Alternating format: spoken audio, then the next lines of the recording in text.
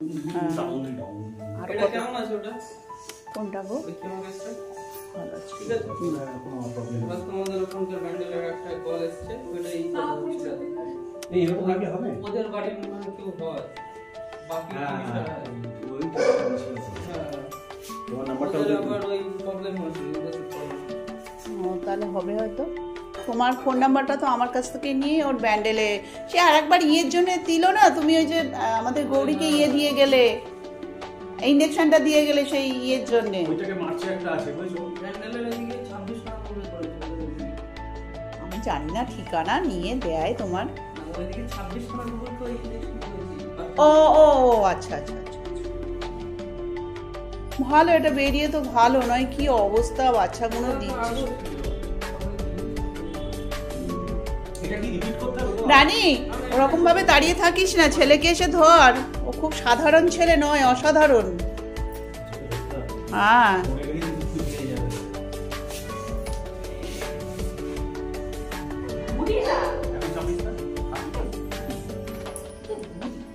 হ্যাঁ আগে থেকে অত ইয়ে করিস না, বুঝতে পেরে যাবে।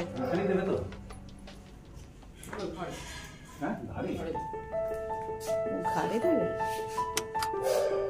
আমাদের তো, যত রাজু দাদা এই পায়েতেই দেয়। আচ্ছা যাই হোক, যেটা ভালো হবে করো, ওটা নিয়ে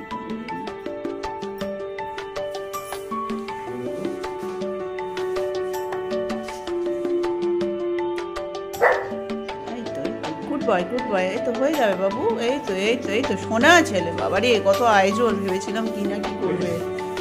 হ্যাঁ গুড বয় বাবা, উদ্ধার করে দিয়েছো, আমি তো ভাবছিলাম কি হবে।